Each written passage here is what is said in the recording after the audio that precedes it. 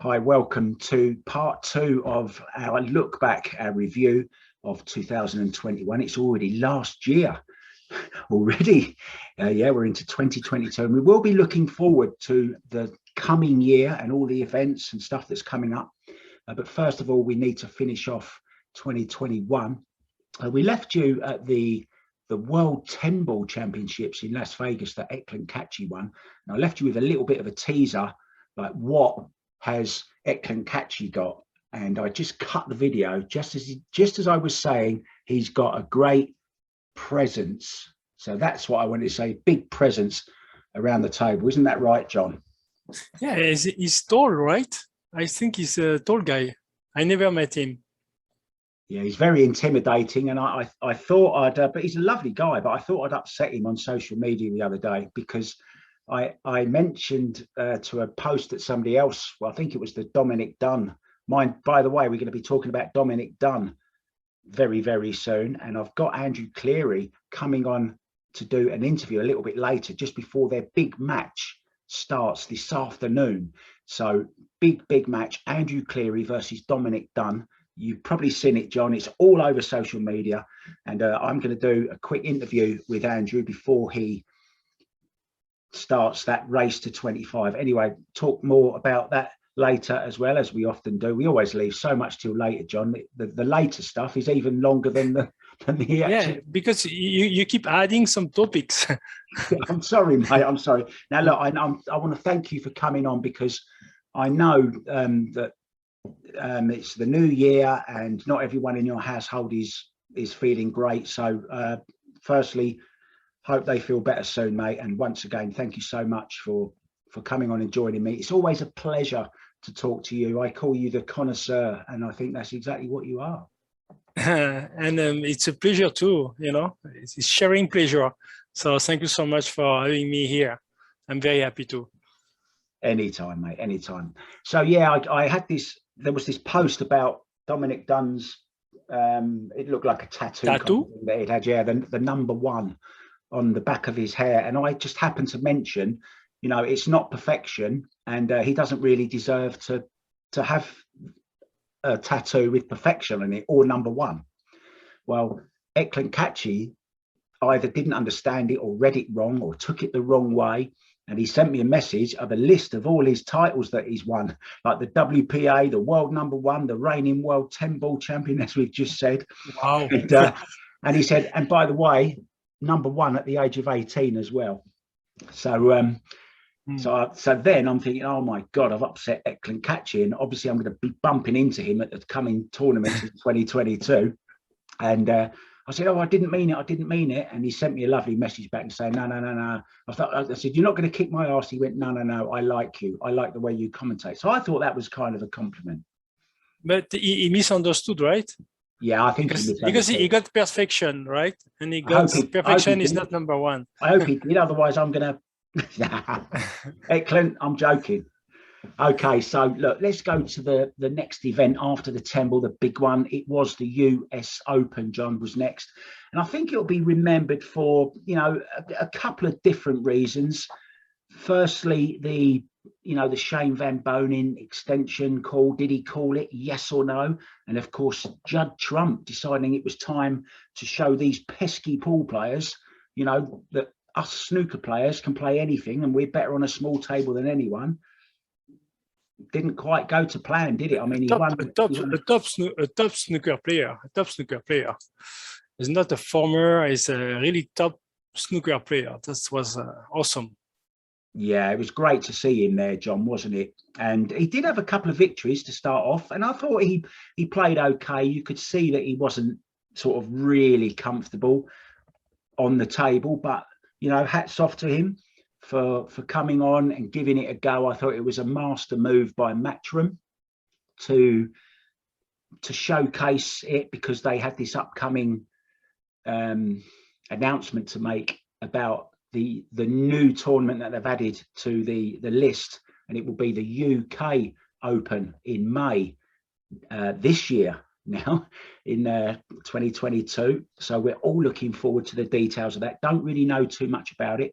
I would imagine it would be played along the same lines as the US Open, but it will be in the UK, I'm guessing. I don't know. No one knows anything yet. But yeah, look, he won a couple of rounds, and he got some time on TV, got a few more snooker players interested maybe in playing some 9-ball, until of course he came up against Eagle Eye.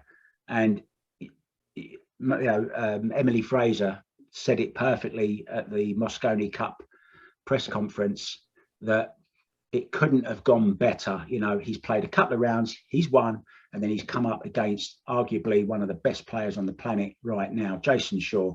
And he really did put on a clinic, Jason Shaw. I mean, he just blitzed him. I think it was 11, was it 11-1? I think was the score. And the biggest celebration for Judd Trump was winning that one rack, which I thought was kind of nice, you know. And he's a lovely lad, Judd Trump, a guy from Bristol. He's a very simple boy, and he's a lovely guy as well. So I thought overall it went kind of well. What do you think? I think he first of all, he's a nice gentleman. So secondly, I really like the way our Mushroom announced this, you know, this player coming up, because it was a surprise. We didn't really see him. We guess by looking at his watch at first, you know. There was a picture, and you could see only the watch, and some of the pool players, they said it might be a snooker player because his watch is very expensive. And then of course, you know, the playing pool, it's about breaking, jumping, and all those stuff, and more than shooting the ball like the snooker player always imagine. And also the size of the pocket, you know, there was no discussion, because the size of the pockets were tight. So we could not complain saying there's a big pocket, or we could not say also in the other way, is a snooker player, is playing on a big pocket, let's see what he's going to do now. So it was a lot of pressure, maybe a lot of pressure also on the side of Trump, because maybe different pressure, but that this guy, you know, knows how to handle the crowd. Is of course experiment player, so he has a lot of experience. I mean, so yeah. When I saw Shaw play before playing Trump, it was unbelievable. He was running out all the table. Actually, he was playing my friend Esteban Robles, and he ran out 7 tables in a row in 9-ball. Yeah. And unfortunately, Esteban was wearing one of my shirts, you know, because I do some shirts. And we could not see it on the TV because he was always sit on his chair. So I was kind of disappointed.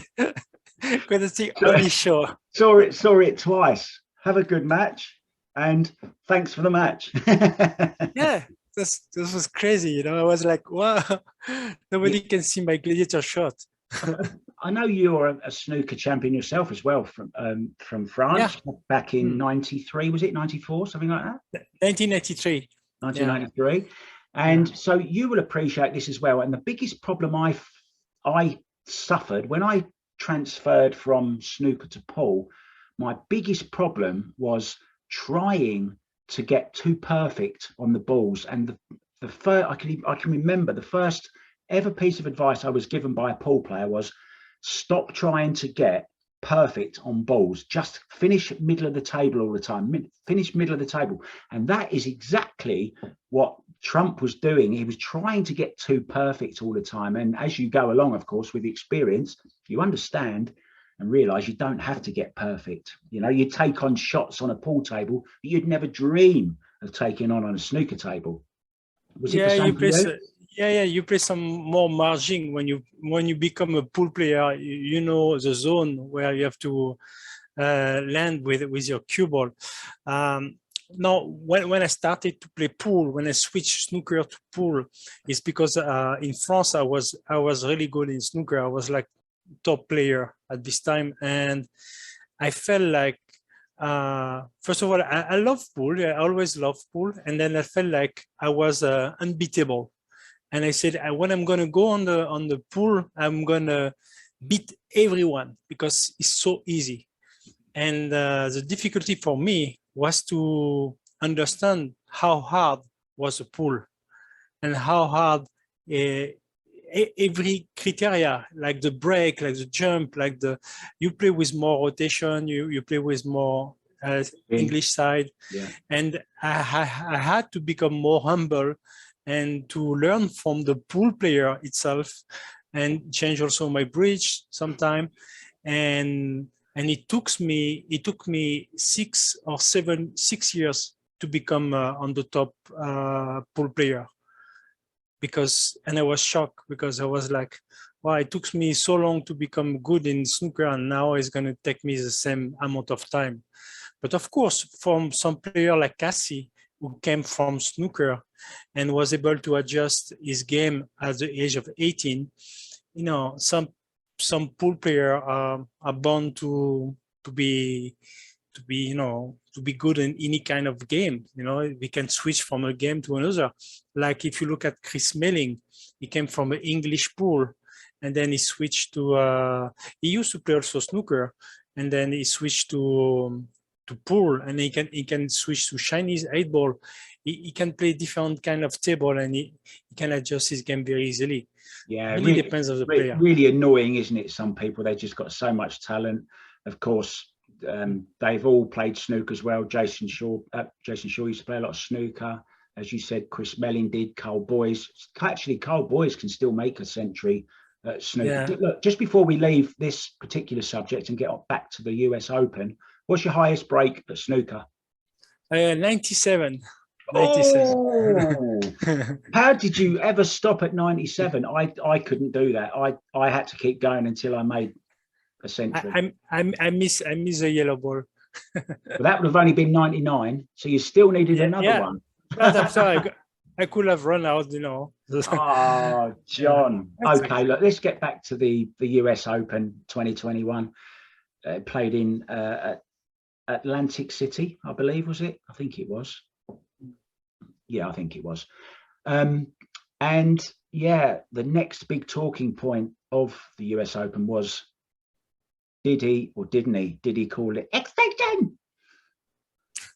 Did he call extension? I think he didn't for sure, because we watched the video, but maybe, you know, when you are focused on your game, maybe you just look. I think he just look at the timer, and he thought he mentioned it, but he didn't mention, because they watched the replay and they said he did not. But what a nice call from Aliusus.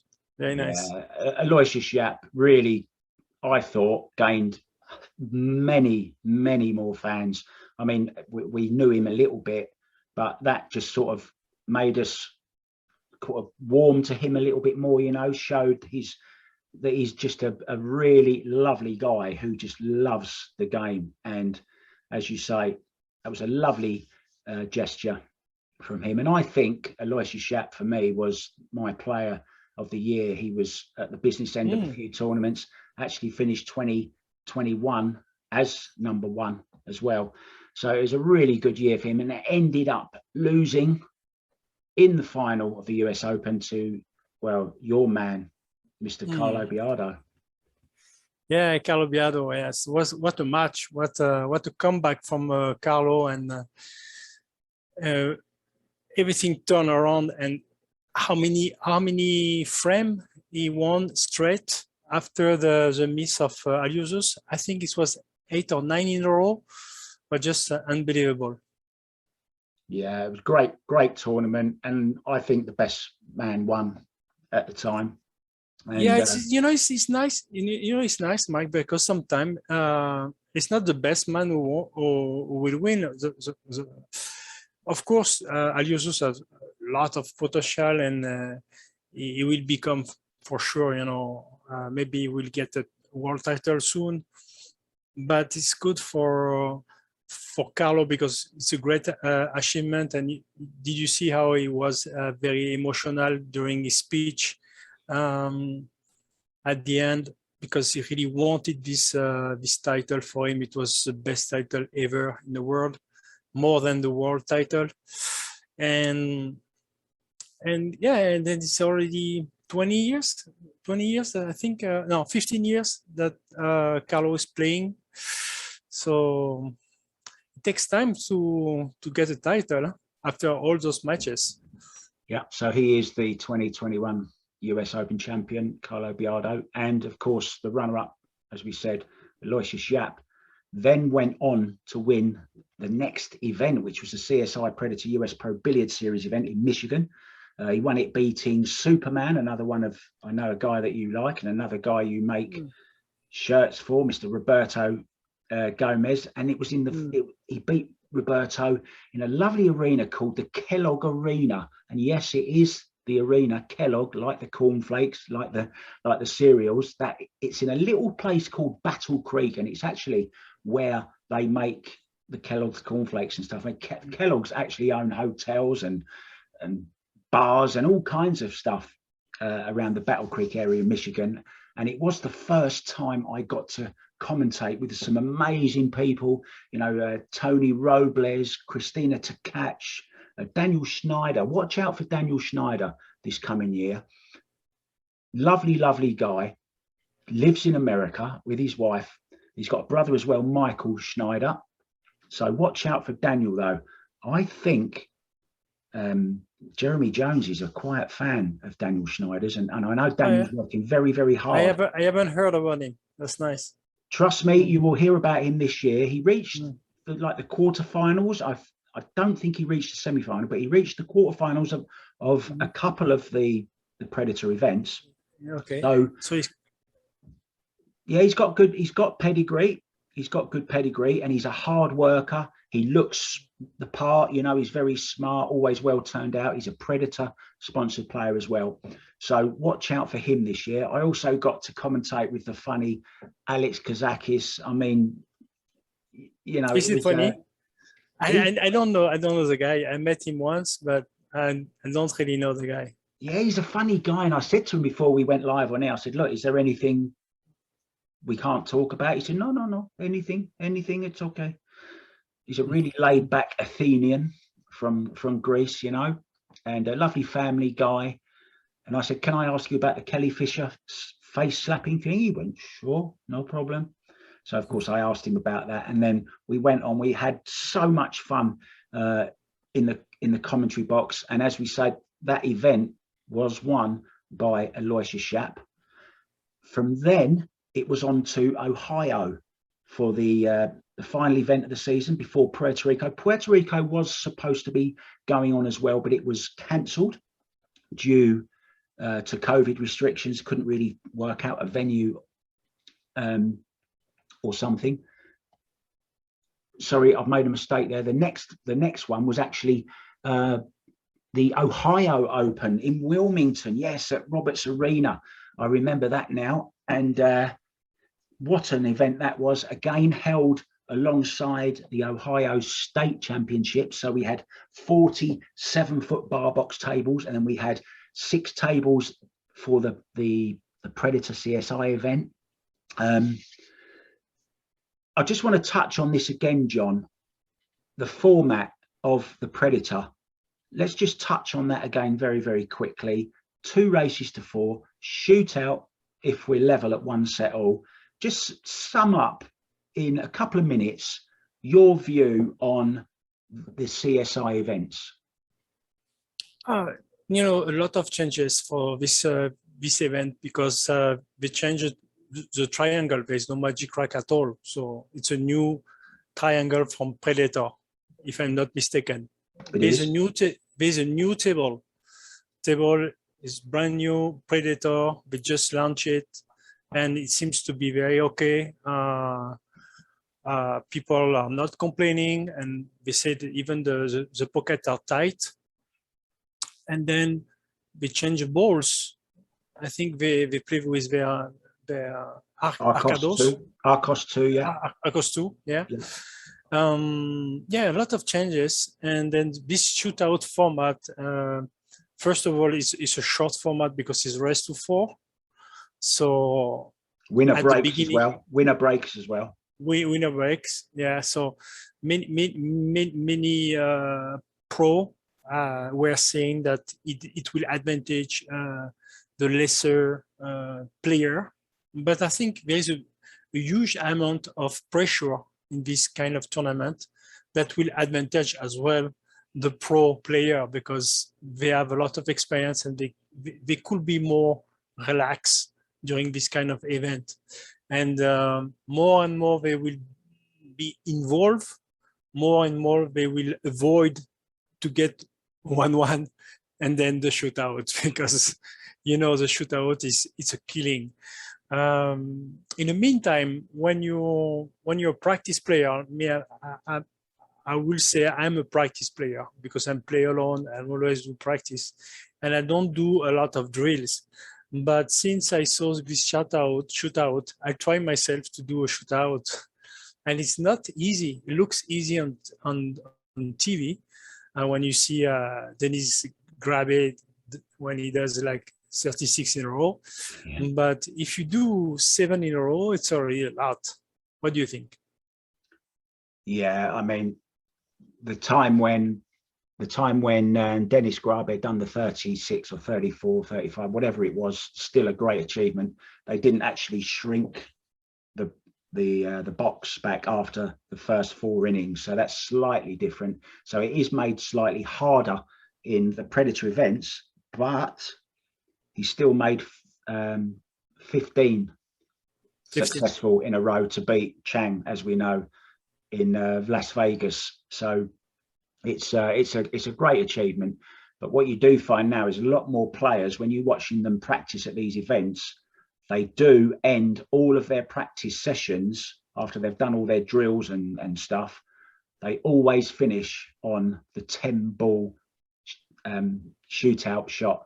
They always give it about 10-15 minutes to do that at the end of their practice. So it's good that they're practicing for it. You see they want to win it, and it shows how many times you can actually have a shootout. I mean, I'd love to have Ozzy Reynolds here now because he's a statistics man, and he makes all the decisions that he makes with these CSI events based on stats, whether it's popular with the audience, whether the race is too short, whether the race is too long, whether it should be a magic rack, or whether we should increase the race. It's all about growing the sport. And I don't see anything wrong whatsoever with doing a totally different standalone format, a bit like they've done with Ultimate Pool in the UK, a standalone tournament series. And this isn't just one tournament we're talking about here. This is this is 6 tournaments now, I believe. 6 tournaments with a guaranteed prize money of $750,000 if you include the World 10 Ball as well, which if you play in these CSI Predator events, then you do earn qualification and instant qualification if you win one of the events. So they are all ranked as well to get you in an invited and better seed into the World 10 Ball. So I think that's $250,000 this year, and the CSI is $525,000 split over those 5 events. So Mushroom and Predator did a lot for the sport, and we cannot blame them for, even if we disagree, we can talk about what could be better. But I think they are doing great for the sport, because they are super active. And in this situation of COVID, having such a tournament series, thinking of that is very nice for the sport. Yeah, and let's also remember that all this is free to watch. The Matchroom events, okay, you have to, if you're in the US or certain countries, you have to subscribe to DAZN. If you're in the UK, you have to go on to, you have to pay a monthly fee for your Sky TV when it's on there as well. So, all of these CSI Predator events are free to watch. And that is what they're trying to do. They're trying to grow. They're trying to get more viewers to tune in and watch and get to know the players, understand the new formats. Get people that might never have watched pool before because, I'm not paying that, or I can't afford to pay it. Especially youngsters who don't have bank accounts yet. The juniors I'm talking about now. How lovely for them just to be able to go on Facebook and see all these great players, all their favorite players. And I would just like it if all the top players would just come. I know the prize money, they say isn't enough. The prize money's gone up this year. There's lots of money been added. It's growing. It's almost nearly at £1 million for these. It's certainly over $500,000 for these events. So I'd just like to see more of the real top names getting involved and supporting it. Your Sky Woodwards, your Billy Thorpe, your Shane Van Boning, get them to, to just get on that wagon, and let's just roll that wagon around the world, and let's show everyone what they've got, and just get those youngsters interested. So I think it does a lot of good to show it free, and you can watch all of them free on Facebook, Billiard TV, on I forget the other name now, but I will find it out before the end. But yeah, so it's all free to watch. Now, the highlight of that event for me, I've got to say, I finally got to commentate with the great Double J, Jeremy Jones. I mean, John, some people never get that chance, and to do it after such a short time in pool, I just felt so honoured, and I was humbled by this. I mean, I'm sitting next to Jeremy Jones, and it's that's beautiful. I really like his commentary. It's very nice. Always good to listen to him, and I can imagine. It's like me doing commentary with you. No, don't be. Oh no, don't. Same feeling. So imagine. I got it more often than you with Jeremy. I'm going to ignore that, and I'm going to try and edit that bit out, because look, I'm embarrassed. I don't take compliments too easy. But I mean, what an amazing event the Ohio one was. Great final between Mario He and Roberto Gomez, getting to his second final in a row. Don't forget, he'd just been beaten at the Michigan one by Aloysius Yap. So he's in the final again against Mario He. In my opinion, the Panda is one of the most reliable, the most beautiful cueist. He's a really nice guy around the venues. He's very quiet, but he's actually quite a funny guy as well. He's a very dry sense of humor, lovely guy to be around, and all the players gravitate around him. He's a big presence around the table as well. And he starts off against Roberto Gomez in the final. Don't forget, 2 races to 4. Breaks off, makes a golden break with the first rack. Comes back to the table. Second golden break in a row. Can you believe it? Obviously, it's winner break. Third rack, he breaks off. Doesn't make the 10 this time, but makes a ball. He pots the 1 ball, gets to the 2 ball, and combos the 10, 3-0 up within about 3 minutes, I guess. Unbelievable start. And then, can you believe it? Roberto Gomez's first visit to the table, he comes up, breaks off, makes a ball, and combos the 110 to go 3-1. To go 3-1. Can you believe it? Yeah, that's very rare. But and of course, who won at the end is Roberto, right? No. Mario He. No? Mario He won it. Wow. Yeah, he went on by 2-0. Roberto Gomez, since he lost in the final that he was supposed to win on the World 9 Ball in 2006, sorry, or 2007. 2007, I think, yeah. Something doesn't matter. We're not arguing about years. We don't argue about anything on it. It's like he got cursed, all the time run up. yeah, I will call him the Poulidor of the pool. You know, Poulidor, the cyclist, was always a runner-up. It's like he's like him, always a runner-up. We say always the bridesmaid, never the bride. Yeah. So yeah, he lost that 2-0, but I think he's over that now. I mean, he started to play some really good stuff again now, Roberto. Such a fun guy to be around as well. In one pocket too, right? Did he? Playing, yeah, he's really good in one pocket, yeah. Ah, okay. I mean, which Filipino isn't? I mean, they're all great at Filipino. They're all great at one pocket, aren't they? Yeah, yes. Yes.